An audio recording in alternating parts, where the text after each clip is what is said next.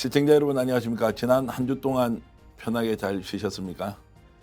정치는 매우 복잡하게 돌아가고 또 사회는 더욱 혼란스러워지고 있습니다. 이럴 때일수록 중심을 잡고 우리가 어떤 방향을 보고 어떤 실천으로 나 자신을 다잡아야 하는지 좀 더 진지하게 고민할 시간입니다.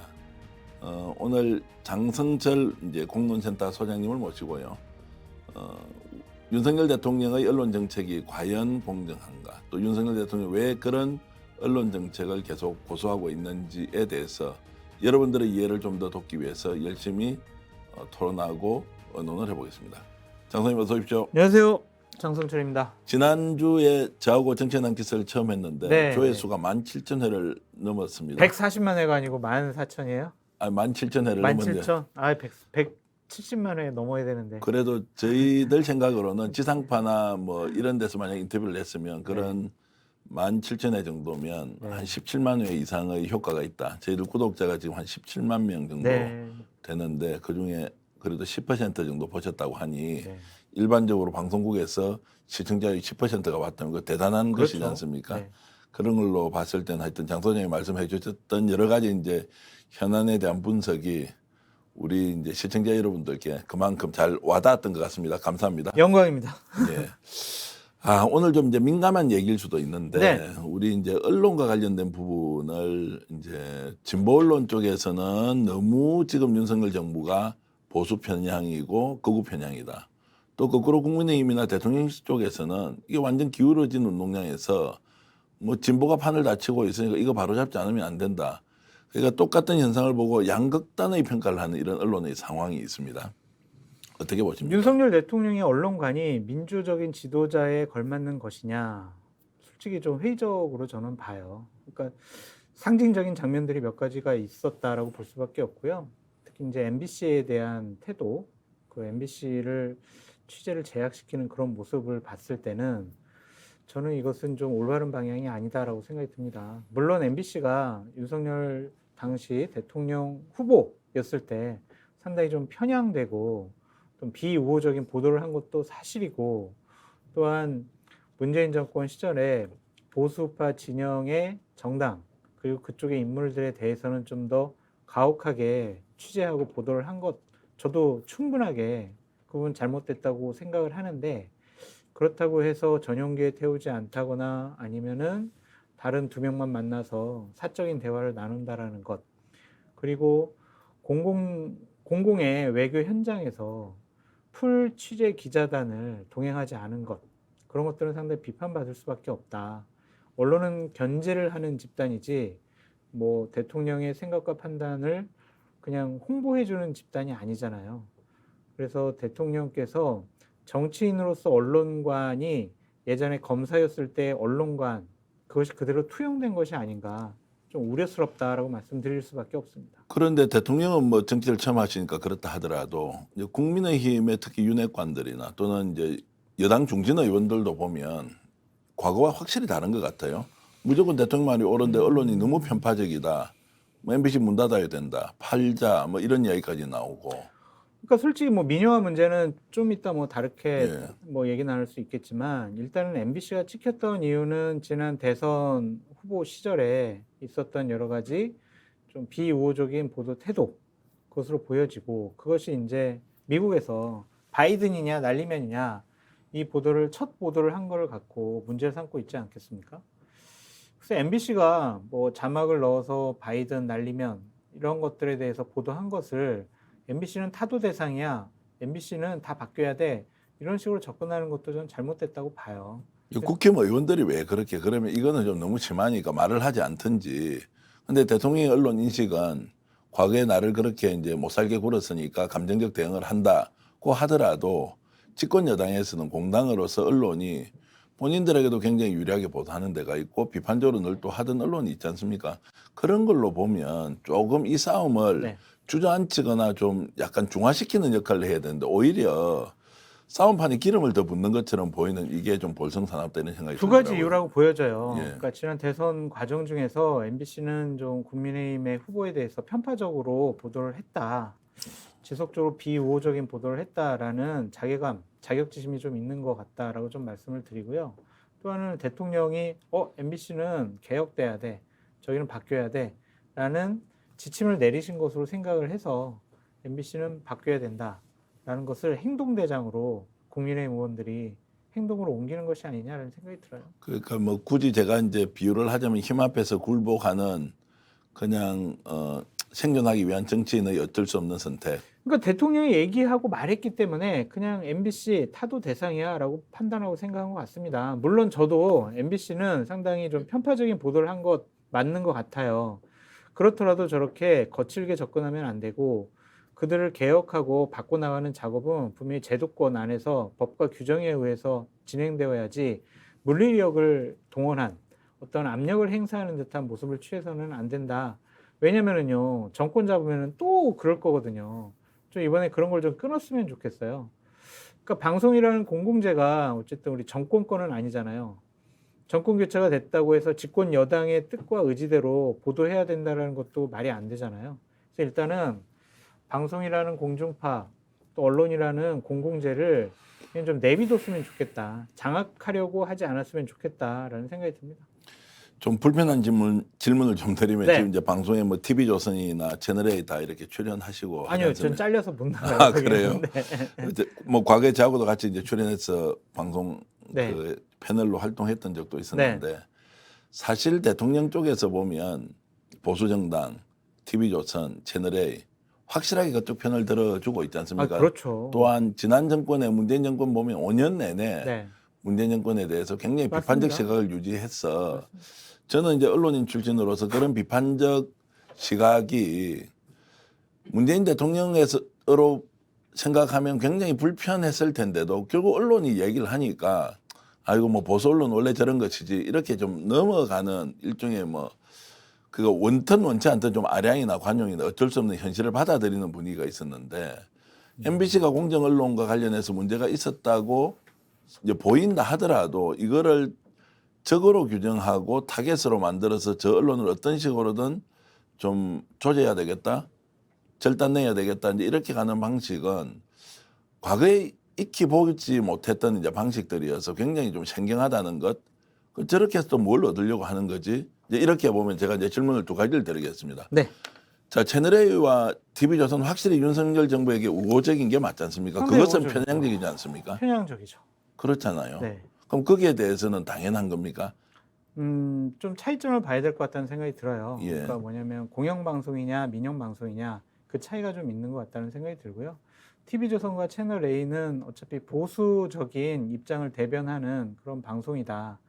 그렇다고 해서 그게 잘못된 조작이나 왜곡 보도를 하는 것으로는 보이지가 않는다.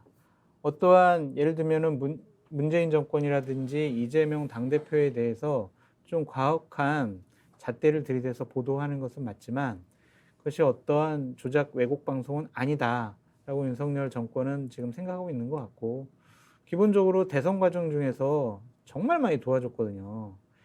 본인들에 대해서 상당히 좀 우호적인 방송을 내보냈고 또한 당시 이재명 대선 후보에 대해서는 상당히 엄격한 잣대를 들이댔어요. 그걸 편향성이라고 볼 수밖에 없겠죠.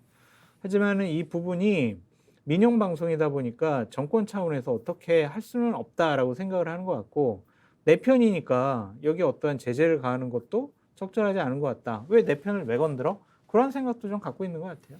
그러니까 진보 진영 쪽에서 보면 보수 언론으로 확실하게 표시가 나고 또 노골적으로 윤석열 대통령을 지지하거나 보수 정당 편을 들어주는 언론이 방송에서 두 개가 확실히 있단 말이에요. 네.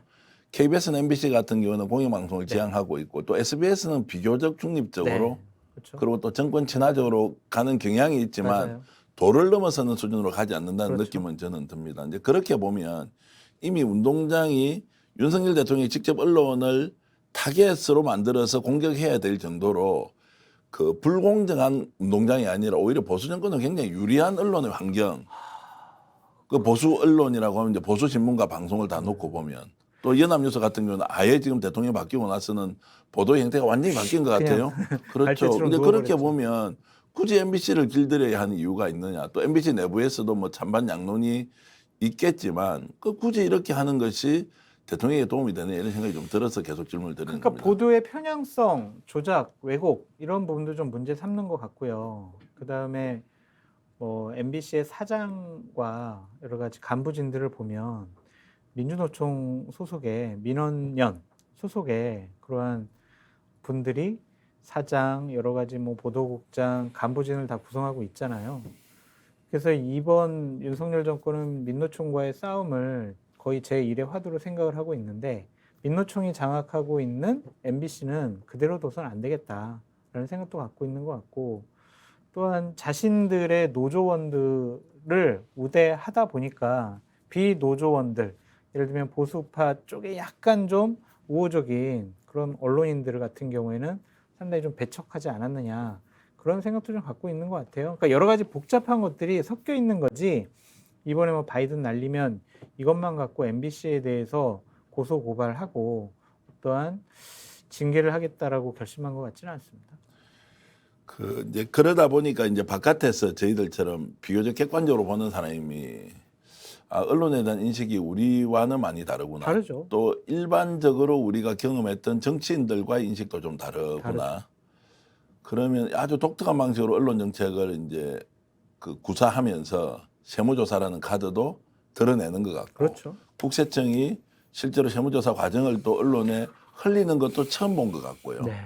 그런 것들이 이제 보복으로 비춰진단 말이에요. 그럼 언론 길들이기 한다, 재갈 물린다, 이제 이러니까 야 이게 참 우리가 쌍팔년도로 돌아가는 것도 아니고 이게 너무한 거 아니냐 이런 생각이 좀 들어서 그 문재인 정권 시절보다는 윤석열 정권이 자신들에게 우호적이지 않은 언론에 대해서는 어느 정도 좀 손을 보겠다, 불이익을 주겠다라는 생각을 갖고 있고 그것을 현실적인 수단을 갖고 실행을 하는 것은 맞는 것 같습니다. 그렇다고 해서 MBC가 정말 공정하게 보도를 했느냐, 편향되지 않게 했느냐, 그 부분은 좀 따져봐야 할 것 같다는 좀 생각이 들어요. 제 자신도 MBC에 출연을 많이 하고 거기로부터 뭐 많은 출연료를 받고 있지만 가끔은 이게 맞나라는 좀 생각. 그러니까 방송하는 자체 그리고 뭐 예를 들면 원고 그리고 진행하는 것들 이런 것들이 결코 좀 중립적이다라고 생각이 들지 않을 정도의 일들이 좀 많았어요. 그 반대쪽에서 보면 TV조선이나 채널A에서 진행하는 방식을 오히려 좀 더하지 않습니까? 더하죠. 근데 더하죠. 거듭 말씀드리지만 거기는 민영방송이고 여기는 공영방송이다. 예. 민영방송도 정말 편파적으로 하고 조작하고 왜곡했으면 문재인 정권 하에서 임명된 방심위원들이나 방통위원들이 가만두지 않고 주의 경고 제재를 할 것이다. 그리고 뭐 방송 허가권을 5년마다 한 번씩 갱신을 하기 때문에 거기는 자체적으로 좀 조심하는 부분이 있을 것이다. 근데 MBC 같은 경우에는 노조에게 장악되어 있기 때문에 그러한 눈치 보지 않고 그냥 우리 하고 싶은 대로 하겠다. 뭐 그렇게 이제 국민의힘이나 대통령실은 느낄 수가 있을 것 같아요. 그 결과가 이제 MBC에 대한 시청률이 높아지고 특히 이번에 이제 월드컵 뭐 중계 같은 경우도 MBC가 이제 가장 높고 또 나는 차라리 MBC만 보겠다 이렇게 선언하는 사람들도 보이더라고요. 근데 그게 일반 국민의 그냥 보통의 마음인지 예. 아니면은 윤석열 정권을 싫어하고 민주당과 이재명을 좀 옹호하는 사람들이 그래? 우리들을 대변해주고 윤석열 정권에 대해서 제대로 비판하는 쪽은 MBC야. 그렇게 생각해서 시청률이 높아지는 건지 그런 좀 우리가 분석이 필요한 지점이라고 생각이 들어요. 하여튼 뭐 비판은 하나 MBC가 잘못한 것도 많다. 그러니까 윤석열 대통령이 잘하는 건 아니지만 MBC가 그런 이제 일종의 빌미나 뭐 원인을 그렇죠. 제공했던 측면이 있다 이렇게 보시는 거죠. 네. 근데 어쨌든 제재를 가하고 또한 불이익을 주는 것도 제도권, 법과 원칙과 규정에 맞게 해야 된다. 그냥 막 국민의힘 의원들이 몰려가가지고 사장 나와라, 피켓 시위하고 보도국장 나와라 이런 물리력을 동원하는 것은 결코 좀 좋아 보이지 않습니다. 뭐 그럼에도 불구하고 TV조선이나 채널A는 민영 방송이기 때문에 원래 보수를 지향하기 때문에 또 양해할 부분이 더 있다. 뭐 견해 차이는 좀 있긴 하지만 일단 그렇게 이해하겠습니다. 그러니까 예를 들면 JTBC 같은 경우에는요. 그래도 진보적인 성향의 방송사라고 많이 인식이 되어 있잖아요. 근데 그것과 관련해서는 뭐 윤석열 정권이 어떻게 민영 방송이니까 건들지는 못하는 것 같다라는 좀 생각도 들어요. 그래서. 어쨌든 좀 복잡합니다. 제가 이제 언론 쪽으로 활동을 하면서 계속 보니까 이 정부가 지금 하고 있는 여러 가지 이제 언론 정책들이 좀 상식적이지 않은 부분도 많고. 그게 대통령의 생각과 판단인 것 같아요. 그러니까 본인이 검사 시절에 중앙지검장, 검찰총장 시절에 본인에게 우호적인 그 언론인들이 있었을 거 아니야. 출입 기자들. 그 당시 기자들은 총장이나 중앙지검장이 불러주는 대로 그대로 기사를 썼잖아요. 그것도 이제 또 특종처럼 비사실 그렇죠. 공표를 해가지고 이렇게 야, 너 그렇죠. 이거 알아? 예, 예. 너 이거 한번 취재해봐. 예. 그리고 딱 모아놓고 한마디 하면 예. 그게 정말 대서특필되잖아요. 예. 다른 어떠한 비판적인 어조의 분석 기사라든지 뭐 다른 기사가 나오진 않잖아요. 근데 이 정치는 그렇지 않잖아요. A라는 것을 결정했더라도 B, C, D, E, F, G 이런 분석기가 나오잖아요. 비판하는 것. 그거를 못 견뎌하는 것 같아요. 기자들이 왜 이래? 내가 잘해주는데. 내가 도어 스태핑하면서 나의 날 생각 다 얘기해주는데 왜 그걸 가지고 비판하지? 이거 이상해. 본인은 그렇게 생각하시는 것 같아요. 앞뒤가 잘 맞지 않은 게 대통령께서 나오셔서 국민의 목소리, 비판의 목소리 겸허히 받아들이겠습니다. 국민을 보고 바른 길 그대로 가겠습니다. 이런 말씀 하신단 말이에요. 그 저는 사실 한 8, 90%는 진심으로 믿거든요. 그런데 언론의 비판에 대해서만 저렇게 가혹한 자신의 잣대를 들이내고 하니까 이게 앞뒤가 맞지 않다는 생각이 들어서 야, 이게 공포를 느끼면서 두려움을 가지고 있을까? 아니면 바깥에 나가서 과거에 우리가 했듯이 짱돌을 좀 던지면서 진짜 정신 좀 차리라고 말을 해야 되느냐? 이런 좀 혼란이 와서 이런 질문을 드립니다. 네. TBS 쪽으로 좀 바로 넘어가 네. 보겠습니다. 이제 김어준 진행자가 네. 이제 하차를 하고 본인이 아마 이제 그 더 벙커라고 하는 이제 그 독자적인 이제 유튜브 건물 채널. 사무실에서 네. 유튜브 채널을 만드는 것 같습니다. 네. TBS는 이익입니까 손해입니까? 김어준 이제 진행자가 제가 알기로는 연간 수십억 원의 그 프로그램을 진행하면서 광고 매출이나 부대 사업 수익을 올렸다고 그러더라고요. 협찬이죠, 협찬. 예, 근데 저는 김어준 씨는 방송을 하는 것, 진행하는 것은 안 된다고 생각이 들어요. 네, 방송을 진행하는 사람이라면 최소한의 중립, 정치적인 편향성을 드러내면 안 되는데 김어준 씨 같은 경우에는 너무나 큰 정치적인 편향성을 드러냈어요. 그런 사람은 진행하면 안 된다. 차라리 그냥 TBS 패널로 출연을 해라. 네, 그렇게 얘기를 하고 싶고 TBS가 김어준 씨의 그 뉴스공장 때문에 법정 재쟁을 방심이나 방통위로부터 8차례인가 받았을 거예요. 그거는 다른 어떤 방송과 비교해도 가장 많은 거였다라고 보여집니다. 그렇다면은 만약에 김어준 씨 말고 다른 누군가가 진행을 하다가 그러한 제재 수준의 주의 경고를 받았어요. 그 진행자 그대로 두겠어요? TBS가? 그대로 안 두죠. 김어준 씨는 자기가 갖고 있는 방송의 권력을 갖고 민주당의 지도부들을 계속 모아가지고 출연시키고 본인 유튜브에도 출연시켜가지고 자신의 영향력을 확대했단 말이에요.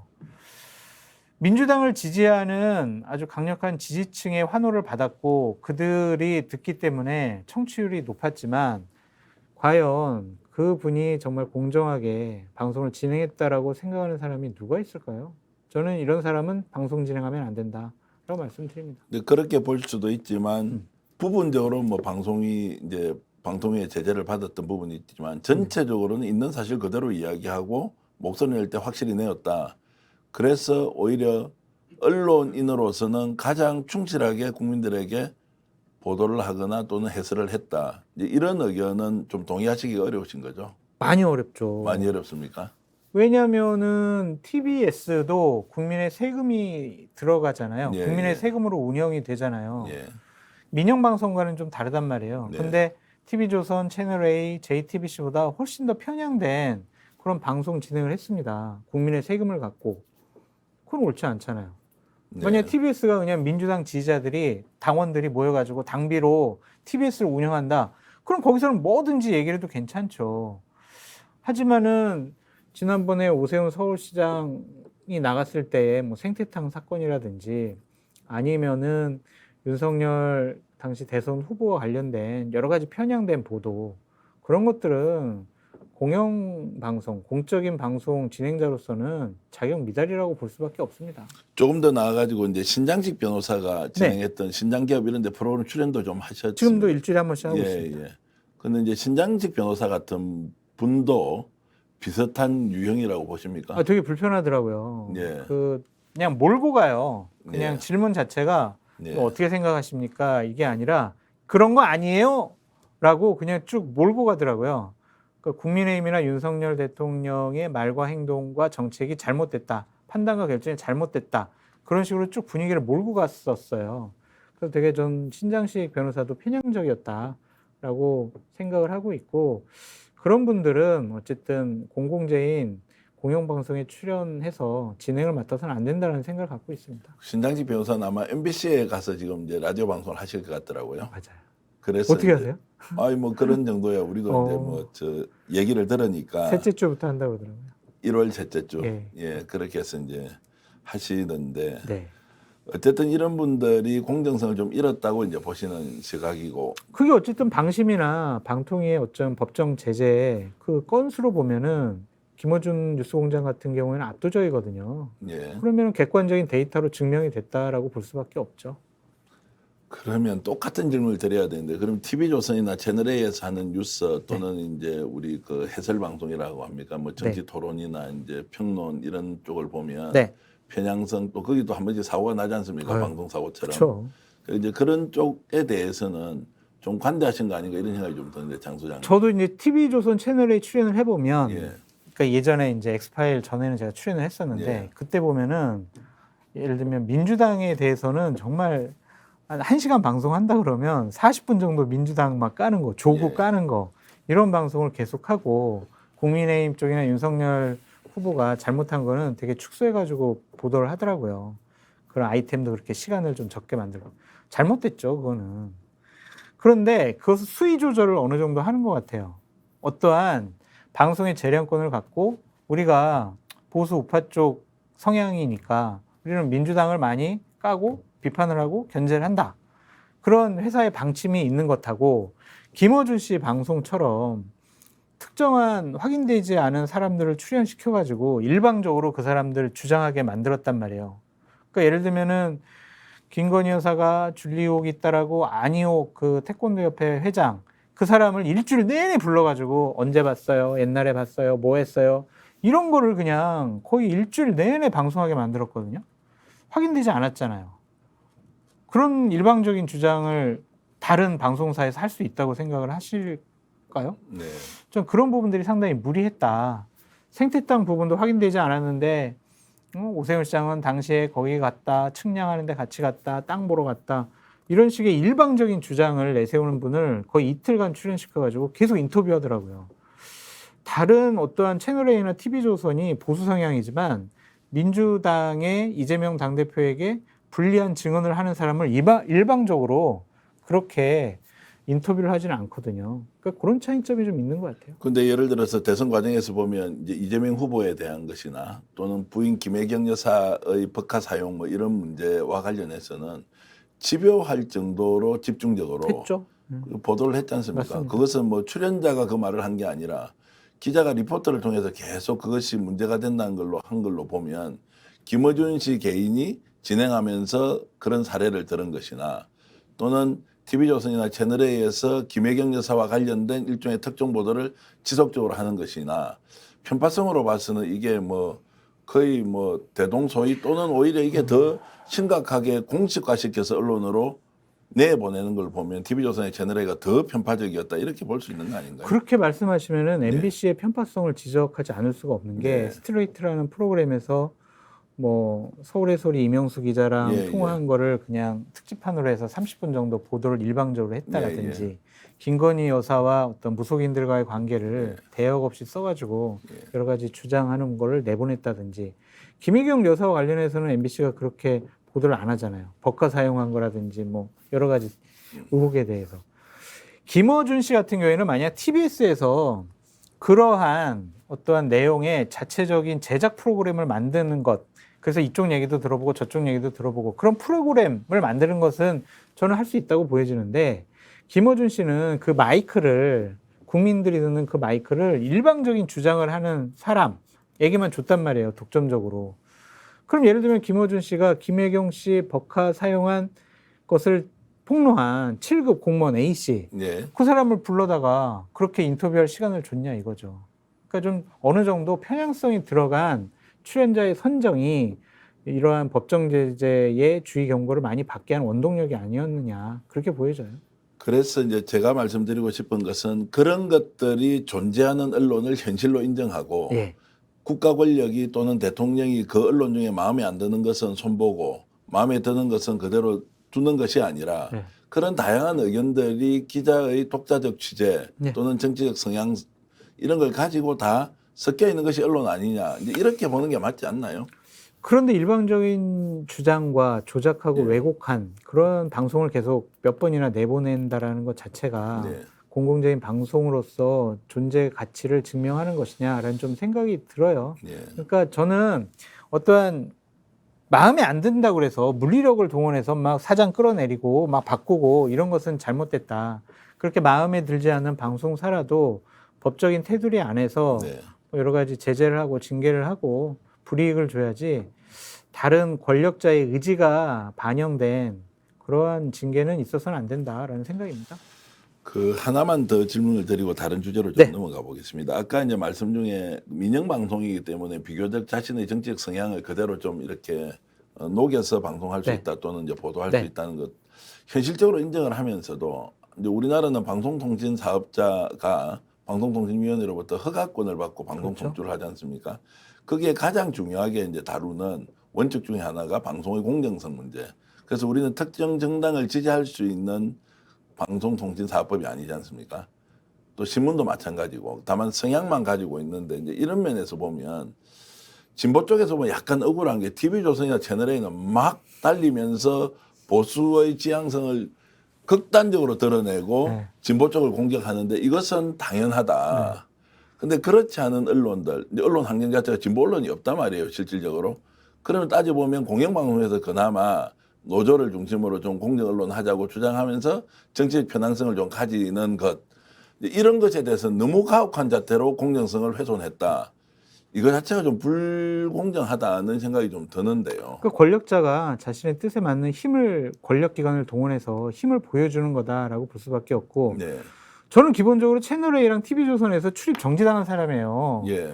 거기 뭐 그 전에 나가봤을 때도 되게 저는 상당히 불편하더라고요. 여러 가지만 너무 막 옹호하는 식으로 몰고 가가지고 그러니까 그런 것도 불편했고 또한 MBC에서 편파적인 질문을 받았을 때도 불편했다.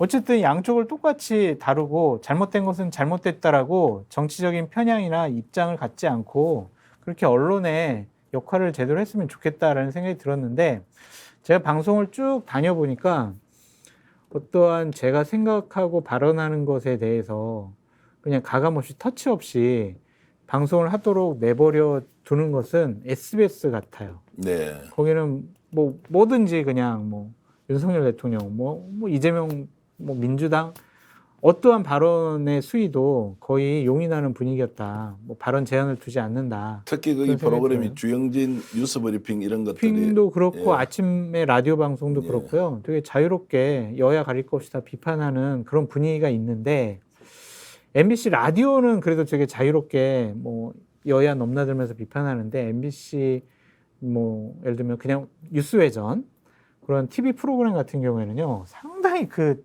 진행자가 편파적이더라고요. 저한테 막 보수파 패널한테는 질문하지 않겠습니다. 뭐 얘기를 물어보지 않을게요. 방송 중에 이런 얘기도 해요. 그 방송의 그 질문 시간도 보장을 하지 않고 그러니까 그런 것들이 편향성의 하나의 잣대로 들이댈 수가 있지 않을까 싶어요. 장 소장의 이제 경험을 이렇게 좀 녹여서 보면 지금 현재는 방송 환경에서 지상파 종편 다 보면 네. 그래도 SBS가 네. 그 뭐 사주는 굉장히 보수적인 성향을 가진 분이지만 비교적 이 프로그램 편성에 개입을 좀 덜한다는 얘기는 그런 것 들리더라고요. 같아요. 되게 자율권이 많이 예. 있는 것 같다는 생각이 들고. 그 회사는 그러면은 정권에 대해서 별로 의식하지 않는 것 같습니까? 그러니까 기자들의 사명이 그렇게 있는 것 같습니다. 예. 그냥 뭐 우리가 정권 눈치 보지 말고 잘못된 거 있으면 그냥 다 여야 가릴 거 없이 그냥 권력기관 가릴 거 없이 우리가 다 그냥 보도하고 시청자들의 평가를 받자. 그렇게 좀 생각을 하는 것 같아요. 그러니까 편향성이 없는 것 같아요. 거기는. 근데 이제 회사의 편향성이 없는 건지 주영진 앵커의 편향성이 없는 건지 주영진 앵커도 그런 것 같고요. 본인은 견해가 뭐 명확하게 언론인으로서 할 이야기 다 한다 이런 이제 그 스탠스를 취하는 그런 것 것 같아요. 같더라고요. 그런 것 같고 또 8시 뉴스를 보더라도 예. 뭐 윤석열 정권 잘못했으면 그거 보도하고 문재인 정권 잘못했으면 보도하고 거기는 뭐 특정에 치우치지 않았다라는 인상을 많이 좀 받았습니다. 네. 그 오히려 이제 그렇게 가면 우리 국민들이 봤을 때는 그냥 보면서 네. 이게 뭐 특정 누구의 편을 드는 것보다 있는 그대로 얘기하는 언론이다 이렇게 좀 이해하게 해주면 좀 공정 편한데 언론? 예. 요즘은 방송 볼 때마다요. 저 왜 저렇게 쓰지? 어떤 의도가 있지? 이걸 거꾸로 이제 시청자가 질문을 던져야 하니까 불편할 때가 한두 번이 아니다 이런 생각이 좀 들더라고요. 그러니까 저 같은 경우도 그냥 윤석열 정권 잘못하면 막 까고 비판을 하고 문재인 정권 아니면 이재명 당대표 민주당에서 비판 많이 하잖아요. 그러니까 저는 양쪽으로부터 다 욕먹는 거예요. 그러니까 저는 제 편이 없다고 생각이 들거든요. 근데 하지만 제가 당원도 아니기 때문에 특정한 집단이 저의 취향과 편향성을 제 스스로의 잣대를 갖고 편을 들어준다라는 거는 저 평론가가 할 일이 아니라고 생각이 들거든요. 그러니까 방송도 그랬으면 좋겠다는 생각이 들어요. 나는 보수 정권 싫어. 우리는 그냥 언론 노조에 속해 있으니까 보수 정권하고는 척져 있어. 아우, 쟤네들은 우리를 항상 잡아먹으려고 하는 나쁜 집단이야. 이런 편향성을 갖고 있으면 방송 자체가 그쪽에게 상대 비판적인 것이 집중될 수밖에 없겠죠. 예를 들어서 장성철 소장 같은 경우 이제 김어준 저 진행자 같은 한번 나가봤어요. 아니 그러니까 네. 지금 이제 자기 이제 유튜브 채널에서 네, 직접 이제 네. 국민을 상대로 방송을 하시려고 하는 것 그건 같더라고요. 상관없어요. 예. 마음껏 하는 거죠. 뭐 그냥 자기 하고 싶은 말 하면 장 되죠. 소장 뭐 말씀대로 이쪽 저쪽에서 다 이제 비판을 받는 쪽이면 장 소장도 스스로 그냥 유튜브 채널 하나 만들어서 하고 싶은 이야기 하면 네. 팬덤이 많지 않습니까? 그런 건 왜 안 하세요? 자극적이 될 것 같아요. 그래요? 네. 왜냐하면은 유튜브 하려면 구독자가 많아야 되잖아요. 예. 조회수도 많아야 되잖아요. 제가 그냥 민주당도 잘못했고요, 윤석열도 잘못했고요. 그러면 양쪽 지지하는 사람들은 보기가 불편할 거 아닙니까? 그러니까 지금 유튜브 채널의 구독자나 조회수가 높게 나오는 것은 특정한 지지층 그리고 정치적인 편향성을 갖고 상대방을 되게 자극적으로 공격을 해야 구독자가 조회수가 나오더라고요. 그거는 극우 유튜브든 극자 유튜브든 똑같은 것 같아요. 전 그렇게 할 자신이 없어요. 예. 그러고 나서 이제 뭐 만들고 네. 그런 뜻에 동의하는 분들 모아서 네. 장성철 당 뭐 이런 거 하나 만들어서 저는 정치할 생각이 전혀 없습니다. 아니 당만 만들어주고 정치는 이제 거기 안 할래요? 여러 이제 개혁 지향적인 보수 젊은 뭐 청년 정치인들 많지 않습니까? 안 할래요? 그런 장을 이제 좀 열어주시면 어떨까 하는 생각이. 저는 스픽스에서 계속 제가 하고 싶은 말 하면서 그렇게 살도록 해주십시오. 장 소장 보시기에는 이제 스픽스는 그러면 약간 진보 쪽으로 많이 기울어져 있다 이렇게 엄청 느낌이죠? 많이 기울어져 있죠. 그래요? 그러니까 진행하는 분들을 보면 예. 그러니까 민주당이나 진보 진영에 좀 강하게 그쪽 입장을 대변하는 분들이 많이 계신 것 같아요. 본인도 지금 프로그램 하나 진행하고 있잖아요. 여의도 하고 월담이라고. 근데 저희는 다까 방송이잖아요. 민주당도 까고 윤석열도 까고 다까 방송인데 예를 들면 노영희 변호사가 하는 거라든지 아니면 김종대 전 의원이 하는 방송들을 보면 민주당과 이재명 당대표에 대한 비판을 그렇게 찾아볼 수가 없었습니다. 예. 그래서 이제 그런저런 막 논란이 있어서 1월 달부터는 네. 스픽스가 네. 백운기 뉴스와이드 진행하셨던 하셨어요? 백운기 국장님이 이제 오셔서 네. 정치본색을 진행을 아, 하실 계획이라고 그러세요? 들었습니다. 네. 그러면 좀 더 중화가 될까요? 근데 백운기 선배도 그렇게 방송 중에 공정하시지만 어쨌든 정치적인 편향성은 좀 갖고 계시죠. 갖고 계신 겁니까? 네, 저는 되게 친한 형이에요. 예. 형이라서 여러 가지 속내에 있는 얘기도 많이 하고 스픽스 같은 채널에서 형님 방송 하시라고 제가 권해드리기도 하고. 그렇습니까? 네. 감사합니다. 하여튼 그렇게 하신다 그러더라고요. 그래서 좀 그렇게 친한데 좀 사석에서는 좀 많이 분노를 표출하시죠. 예. 근데 그건 당연한 것 같아요. 왜냐하면 저도 윤석열 정권에 대한 비판을 많이 하고 있기 때문에. 그 개혁 보수를 지향하시는 장 소장이 봤을 때는 그럼 스픽스와 같은 이런 이제 나름대로 언론을 지향하고 유튜브 채널에서 좀 벗어나서 하려고 하는 이제 이런 그 일종의 미디어 이런 쪽은 그러면 정치적 성향이라는 것이 근본적으로 기계적 균형이 불가능하다 현실적으로. 왜냐하면 윤석열 대통령이 잘못한 걸 보고도 그거 뭐 잘못할 수도 있고 잘못하지 않을 수도 있습니다. 이재명 당대표가 하는 것도 잘못할 수도 있습니다. 잘못하지 않습니다라는 거를 기계적 균형으로 맞출 수는 없다고 생각하거든요. 제일 중요한 것은 사실에서 출발하고 또 편향된 생각이 없는 상태에서 객관적으로 패널들이 비판을 하는 것이면 그 비판자가 정치적 성향이 보수든 진보든 팩트를 가지고 논하는 것이니 최종적으로 시청자 판단할 것이고 출연자는 자기 의견 적극적으로 개진하는 것이다. 이제 이렇게 보면 결과적으로 윤석열 대통령이 지금 잘못하고 있기 때문에 스픽스가 진보적으로 보이는 거 아닙니까? 저는요, 네. 우리 스픽스가 정치적인 편향성을 갖지 않았으면 좋겠어요. 예. 권력에 대한 편향성은 가졌으면 좋겠어요. 그러니까 무슨 말이냐면 권력은 항상 견제받아야 되잖아요. 네. 지금 최고의 권력은 어쨌든 윤석열 대통령과 국민의 힘이잖아요. 그들은 견제하고 비판받아야죠. 그래서 나중에 또 정권이 바뀌어서 민주당이 권력을 잡았다. 그럼 민주당을 비판하고 견제하는 그러한 정말 권력을 견제하는 권력의 편향성을 갖고 있는 그러한 스픽스가 됐으면 좋겠다는 생각을 갖고 있거든요. 그 예를 들어서 아까 이제 김종대 전 의원이나 노영희 변호사 같은 경우에 이분들이 만 민주당이 집권을 했다. 근데 방송을 하고 있습니다. 민주당 대통령이 비판을 받을 만한 일을 네. 했다. 네. 더 심하게 비판할 분 같은데. 안 하더라고요. 그래서 노영희 그래요? 변호사나 김종대 전 의원도 진행을 했었잖아요. 예. 노영희 변호사 뭐 YTN 진행도 했었고 뉴스토마토에서 진행을 하고 있고 또한 뭐 다른 방송에 진행을 좀 뭐 TBS에서도 진행을 했었고 김종대 의원도 KBS 진행을 했었잖아요. CBS도 좀 하셨고 했습니다. 네. 예.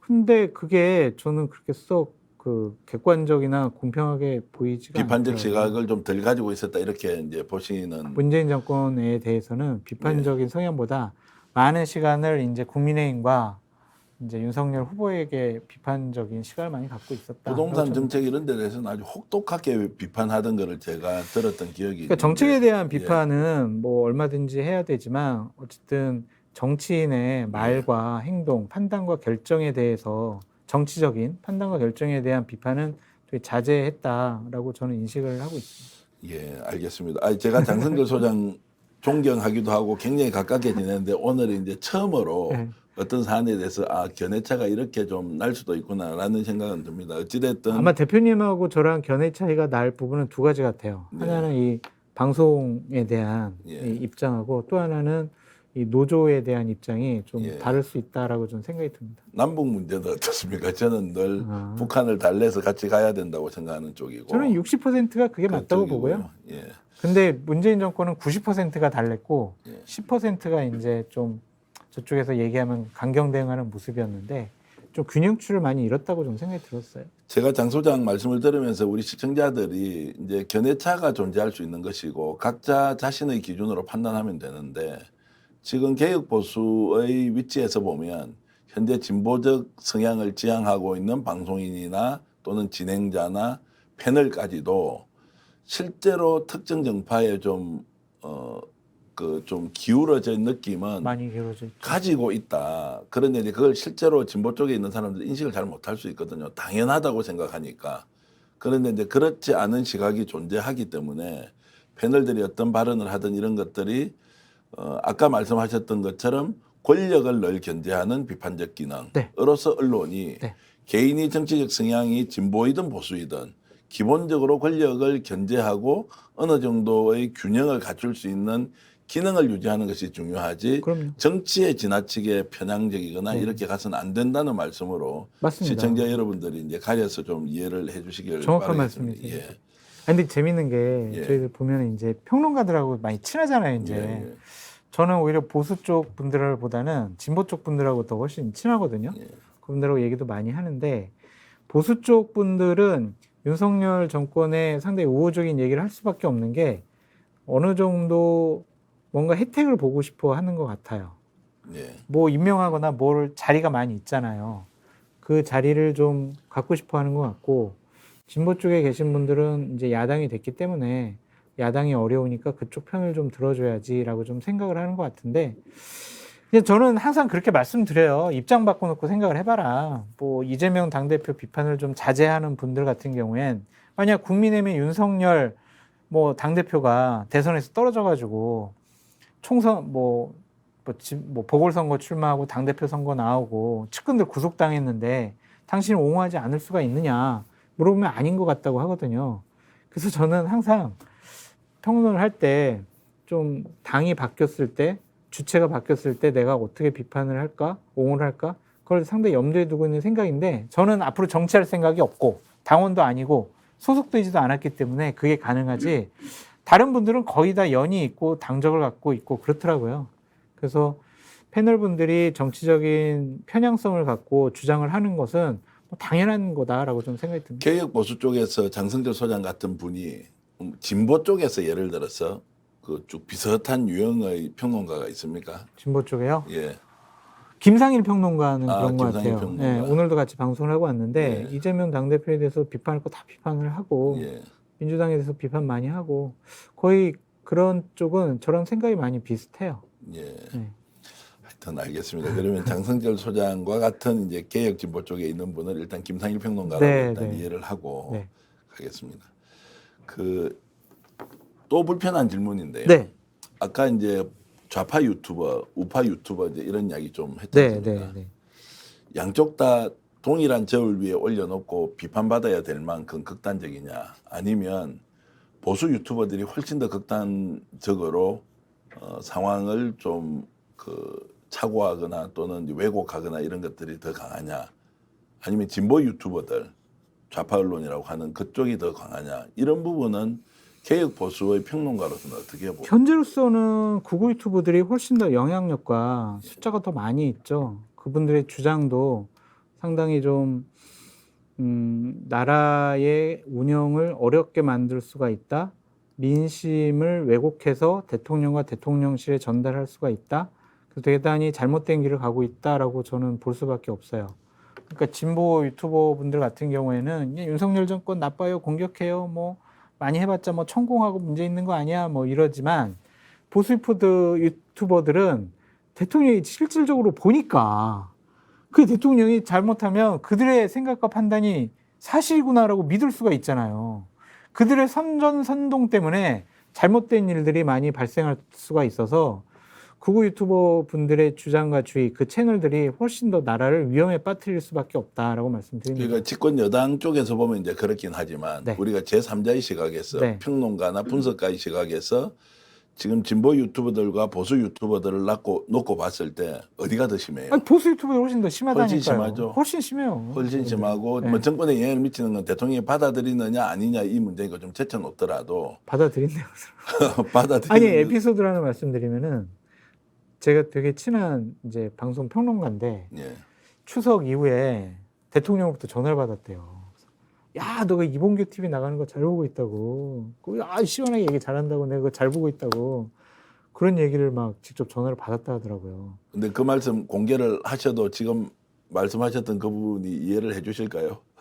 아니, 그분이 이 방송을 안 보기를 바라고. 예, 예. 어쨌든 대통령께서는 실질적으로 구구 유튜버들의 방송을 보고 계신다라는 네. 것이 증명이 됐거든요. 그래서 상당히 좀 우려스러워요. 진짜. 그런 거 걱정이 돼요. 어쨌든 지금 장 소장이 보시기에도 결국 보수 유튜버들이 지금 하고 있는 행태가 좀 더 과하다라는 느낌을 일단 가지시는 거. 그것이 뭐 진보 유튜버가 잘한다는 의미가 아니라 그만큼 이제 사실에 대한 왜곡이나 또는 과잉한 해석 이런 게 좀 더 심하다 이렇게 좀 이해를 하고요. 제가 이제 이 질문을 드리는 거는 뭐 비슷한 생각인데 지금 현재 보수 유튜버들이 보이는 행태는 이념지향성도 아닌 것 같고요. 실질적으로 윤석열 대통령을 돕는 것 같지도 않아요. 제가 보기에는 오로지 이제 돈이에요. 그렇죠. 돈이에요, 돈. 그거밖에 없으니까 이게 정상이냐? 우리가 그러면 뭐 지성이라는 뭐 좋은 단어까지 쓸 필요 없이 최소한 언론의 형태를 띠고 있잖아요. 그것이 뭐 공식 언론이든 비공식 언론이든 아니면 개인 유튜버든 이런 것들에 대한 좀 기준과 좀 일종의 가이드라인 같은 것이 좀 있으면 좋겠는데 너무 막 나가니까요. 그 보수 유튜버들도 상당히 문제지만 진보 유튜브 중에서 더 탐사, 그러니까 여러 가지 뭐 처음에 뭐 줄리 의혹을 제기한 부분, 그리고 청담동 술자리 의혹을 제기한 더 탐사 같은 경우에는 상당히 무책임하다라고 볼 수밖에 없을 것 같아요. 결정적인 증언을 한 첼리스트가 사실 아니에요라고 했는데 우린 끝까지 이거를 밝히겠습니다라고 얘기하는 것이 과연 뭐 유튜버긴 하지만 언론의 사명인가라는 좀 생각이 들어서 그것은 선전선동이 아니냐라고 비판하지 않을 수가 없습니다. 제가 진보 유튜버에 대해서 이렇게 비판하시는 게 왜 이렇게 뜨끔하고 네. 보수 유튜버에서 비판하시는 거는 왜 그렇게 좀 무디게 비판하시는지 생각이 드는데 저는 하여튼 개인적으로 장 소장께 이제 아니 사실은 왜 그러냐면 예. 그 사람들이 하는 보수 유튜브들이 하는 거를 제가 안 봐요. 그래요. 그래서 그들이 뭘 주장하는지 누가 전해줘야 제가 주로 아는 거지. 보도 나온 내용 보시고. 더 탐사는 봤어요. 예. 제가 왜냐하면 그걸 방송에서 평론을 해야 되니까. 네. 근데 뭐 이봉규 TV라든지 아니면은 뭐 가로세로 연구소라든지 뭐 고성국 TV라든지 신의 한수라든지 이런 거를 제가 보질 않거든요. 그러니까 그들이 뭘 주장을 하는 것들이 대통령과 대통령실에서 본다면 또 국민의힘의 지도자급 인사들이 본다면 오염될 수 있을 것 같아요. 그러니까 되게 네. 지금 우려스럽게 보는 게 뭐냐면 이것도 들은 건데 보수 유튜버들이 그 시청하는 분들에게 국민의힘 빨리 가입하라고 그 전당대회 때 대통령이 찍은 사람 당대표 만들어야 되니까 빨리 네. 당원 가입하라고 이런 얘기를 한다고 하는 거예요. 그러니까 그게 상당히 나를 위험에 빠뜨릴 수가 있어서 이런 질문 하나 드리겠습니다. 주로 정당 활동하신 게 어디 MB 정부 때 2018년도 전에 전이면 국민의힘- 박근혜 정부 때 이제 제일 많이 하셨죠. 김무성 대표 보좌관 하셨으니까. 근데 저는 뭐 96년도부터 그러면 96년부터 2018년도까지 정당 생활을 하실 예. 때 그 보수 정권 기간이 10년이 있었고 또는 이제 박근혜 대통령 한 7년, 8년 정도 되는데요. 그 보수 정권의 언론 정책과 또는 언론 대응 방식과 지금 윤석열 대통령의 언론 대응 방식 같은 점 다른 점 어떤 점? 보수 정권들은 다 비슷한 것 같아요. 자신들이 좀 자신들에게 우호적이지 않은 그런 언론사 같은 경우에는 좀 강제적인 물리력을 동원을 해서 좀 손을 보겠다라는 식으로 좀 접근하는 것 같다라고 좀 생각이 들어요. 그러니까 구체적으로 뭐 여러 가지 말씀드리면은 뭐 세무조사라든지 아니면은 뭐 이사회를 장악을 해서 사장을 물리적으로 막 강제 억지로 교체를 하려고 바꾸려고 한다든지. 한다든지 이러한 일들이 많이 벌어졌었다라고 보여지고 뭐 문재인 정권 하에서도 그랬죠. 뭐 MBC 사장 쫓아내기 위해서 뭐 KBS 이사진들 쫓아내기 위해서 뭐 법인카드에서 김밥 사 먹었네 안 사 먹었네 뭐 노조들 동원해서 창피 주고 이러한 모습들이 다 지금까지 보면 보수 정권 진보 정권 다 가릴 거 없이 자신들에게 우호적인 언론 환경을 만들기 위해서 우리 사람 사장으로 앉히자 그러한 것 때문에 상당히 무리한 일들이 많이 벌어졌던 것 같아요. 그러니까 보수 정권, 진보 정권 가릴 거 없는 것 같아요. 윤석열 대통령이 취임하고 나서 언론 정책이 더 심해졌다 이런 데는 동의를 좀 덜하시네요. 아직까지는 그게 실질적으로 나타나진 않은 것 같아요. 왜냐하면 문재인 정권 하에서 임명된 KBS라든지 MBC의 이사진들이 아직 국민의힘이나 윤석열 정권에 되게 그 우호적이지 않은 분들이 더 많기 때문에 그분들을 뭐 바꾸려고 하는 물리력은 동원하지 않고 있는 것 같아요. 뭐 MBC 세무조사를 하지만 그 이사라든지 그 사장들에 대한 뭐 법인카드 뭐 어디 썼어 뭐 이런 것들을 문제 삼지 않는 거 보면 아직까지는 좀 눈치를 보고 있는 것이 아니냐라는 좀 생각이 듭니다. 네, 오늘 시청자 여러분 어떻게 보셨습니까? 저는 참 언론을 어떻게 대통령이 다루는지를 보면서 역대급으로 가장 가혹하게 언론을 다루고 있다고 생각하는데 오늘 장 소장도 말씀을 들어보면 역대 보수 정권과 크게 다르지 않다. 오히려 아직 그 시간은 오지 않았다는 말씀을 네. 들으면서 똑같은 현상을 보고 이렇게 다른 의견이 존재할 수도 있다. 그리고 언론 정책은 들여다보면 들여다볼수록 더욱더 답을 내리기가 어렵구나. 그래서 국민이 좀 더 현명한 시각을 가지고 현상 하나하나를 좀 더 또렷하게 쳐다보는 좀 습관을 가지는 것이 중요하다는 생각이 듭니다. 하나만 말씀드릴게요. 네네. 언론은 장악하는 게 아닙니다. 네. 그냥 견제하도록 그냥 내버려 두세요. 예. 그래서 저는 윤석열 대통령이 언론을 좀 더 자유롭게 비판하고 견제할 수 있도록 하고 그 맞아요. 판단은 대통령이 하는 것이 아니라 정권이 하는 것이 아니라 국민이 판단할 수 있도록 하는 이제 길을 열어야 하는데 그런 부분에서 굉장히 큰 족쇄가 이제 채워져 있다고 생각을 하는데 네. 어쨌든 역대 정권과 비교했을 때는 그다지 그런 것도 아니라는 시각이 존재한다는 걸 아시고 그럼요. 여러분들이 이제 언론에 대한 좀 시각들을 좀 다양하게 가질 수 있는 기회를 만들었으면 좋겠습니다. 오늘도 장성철 소장과 함께 정치 현안 직설 진행했습니다. 여러분 남은 시간 귀하게 사용하시기 바랍니다. 고맙습니다. 감사합니다.